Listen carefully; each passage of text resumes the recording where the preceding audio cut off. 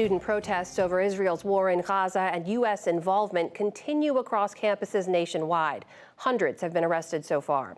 Even as the school year comes to an end, administrators are struggling with how to respond. Joining us now for a view from their campuses are Spencer Friedland, managing editor of news for the Emory Wheel at Emory University, Aarya Mukherjee, student life reporter for the Daily Californian at UC-Berkeley, and Neil Mehta. He's editor-in-chief and president of the Brown Daily Herald at Brown University. Welcome to you three. Thanks for joining us. Spencer, you have said it's been extremely tense on campus at Emory. Tell me why. What does it look and feel like right now? Yeah, so over the last 5 days, we've had a series of protests in response to the war in Gaza and also in response to the police going to campus on Thursday and arresting 28 members of Emory community, including 20 people that are directly either students or faculty at the university. And when you say it's tense, what does that mean? What does that look and feel like there? Yeah, so every day people are on edge when there are Emory police coming through campus. A lot of Emory police were at the protest on Thursday, and a lot of the student protesters in ESJP, or Students for Socialism, have kind of been, I think, affected by the way that the protests were handled on Thursday and have been scared of student protests. And then additionally, I believe a lot of the Jewish students on campus are uneasy with the content of what has been going on in the protests when chants such as "From the River to the Sea" have been used. I've spoken to students that have called that anti-Semitic.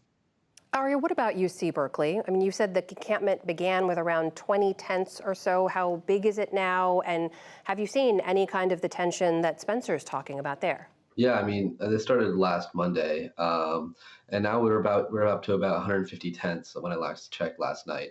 I mean, so it's been growing considerably, and I mean, that comes from just students from all over campus just setting up on Sprout Hall. And I mean, as to the police attention, there has actually been very little at UC-Berkeley as compared to some of these other schools, but it's been fairly, I guess, reserved, and the encampment right now is at least pretty peaceful. Have there been any of the allegations, like we heard from Spencer, about some of the protesters engaging in anti-Semitic remarks? Yeah, I mean, like Spencer said, there has been some calls for, from the river to the sea, chants like that, which I've spoke to some Jewish students who, feel as though that is anti-Semitic. However, I would like to point out that, I mean, some of the protesters at the encampment themselves are Jewish. I mean, Jewish Voices for Peace, I've spoken to many members who are there, and they don't feel as though speech like that is anti-Semitic. So, I mean, it depends on who you talk to.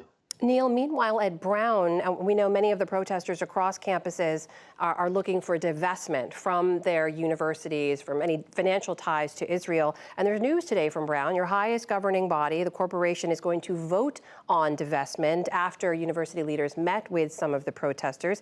How did that come about? And is that kind of divestment likely in a vote? Absolutely. So to answer the first part of your question, while on the surface it does seem that Brown's encampment popped up alongside these encampments across the country, divestment has been a question at Brown for quite some time. Back in 2020, an advisory committee at the university recommended divestment, but the president said no, citing the fact that it was what she characterized as a contentious geopolitical issue. As a result of that decision, there was quite a bit of activism back in 2020, which has really continued into now. So what we're seeing right now at Brown was a success for the protesters in a way that they haven't seen before. It's hard to say what's going to happen in October when the Brown Corporation votes on divestment. But so far, the administration that runs the day-to-day of Brown has expressed quite a bit of skepticism about divestments. But demonstrators are really optimistic about divestment, and they say that it would be important symbolically and it could spark a broader divestment movement across the country. Neil, we should point out there were some students who were arrested during a previous sit-in. After these meetings with university officials, what happens to the charges that were brought against them? Definitely. So those 41 students that were arrested in December in a pro-divestment sit-in did not have their charges dropped. That was a demand that these encampment protesters that have been going on for roughly 1 week had, but in the final agreement with the university, there was no mention of these charges being dropped. Aarya and Spencer, I want to come to you on this divestment issue because this does seem to be central to many of the protesters' demands. Just briefly, what do you know about the possibility of your university or college actually engaging in that, being able to see that through? Aarya, I'll begin with you. Yeah, I mean, obviously, divestment is one of the key aspects of these encampments. I mean, the coalition that is supporting the encampment is called the UC-Berkeley Divestment Coalition. And I mean, their primary goal is the complete divestment from the UC system as a whole and UC-Berkeley specifically from any organization, company, corporation that supports Israel's war in Gaza, as they say. And I mean, we've talked to some campus administrators, and they say they have no plans for divestment at this time. However, the protesters themselves, I mean, that's their primary goal. We've talked to them. They said, they're willing to be suspended, expelled, or arrested until this goal of divestment is met. So they're really at a stalemate here between the administrators and the protesters. Spencer, what about over at Emory? Yes, so President Fernandez has not responded to my emails for comment on the situation. But yesterday, a university administration member accepted a letter of demands from student activists that called for divestment from both Israel and also divestment from Atlanta's quote-unquote Cop City, which is a police training facility that's being built on Muskogee land that a lot of protesters are very concerned with. And Emory's issue is kind of different from a lot of other issues, as the protests have really been twofold in that it's both ESJP and a Free Palestine movement, but also a Stop Cop City movement as well. And Aarya, I want to point out you recently, as part of your reporting, spent 24 hours inside the encampment there. There's been a lot of focus on divestment, but I'm just curious what you heard from the students you talked to about what brought them out there in the first place. Like, what was it that motivated them? What's keeping them there now? Yeah, so I mean, we didn't spend necessarily 24 hours inside the encampment. It was more of observing. So we're sitting right outside, but of course we went into the encampment on many occasions. I mean, we spent a lot of time with people inside the encampment. We interviewed many people. And I mean, there's this kind of feeling of community within the encampment where, people feel as though they're trying to gain something great. They feel as this is a national movement where people from around the country are coming together in support. And I mean, it's honestly very happy and lively within the encampment. They have people playing music. I mean, they have all sorts of activities planned throughout the day. They have teach-ins about divestment. They have teach-ins about what's happening in Gaza.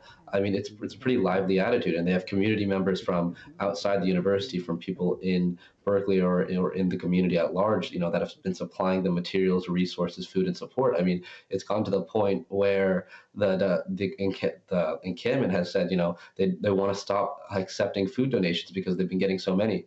Obviously, the rest of the country and some parts of the world are paying attention to what's happening on each of your campuses, but you are there. So I want to ask you, and Neil, I'll begin with you. What do you make of the way that the national news media has been covering and talking about what you're living through and covering there on your campus?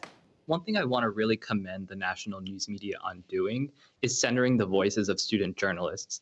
These journalists know the administration and their campuses and other students just in and out, especially their demands and the histories of these activism movements, because they've been covering them for years. So I'm really glad that student journalist voices are being platformed as national media takes a look at what's going on with these encampments. Spencer, what about you? Yeah, I feel like the national media has done a great job at portraying the initial events that happened on Emory's campus. Obviously, on Thursday, the police arresting people, tasing people, and using irritant gas was very significant, as opposed to how other police forces have handled other encampments. But one thing I would say is that after that initial media coverage, we haven't really received as much national attention for the peaceful protests that have been going on in the recent days as other schools have their encampments, and the news media coverage has kind of moved on from Emory. So I think it's kind of been a little, I would say, quick to judgment almost about or not even quick to judgment, but very over the top on the days where there is violence and there is brutality by police possibly, but not so much when there is just peaceful protests that have been happening in the days since. Well, I want to thank each of you for taking the time to join us and for continuing to cover this story as journalists on your own campuses. That's Spencer Friedland from Emory University, Aarya Mukherjee from UC-Berkeley, and Neil Mehta from Brown University. Thank you to you all. Thank you. Thank you. Thank you.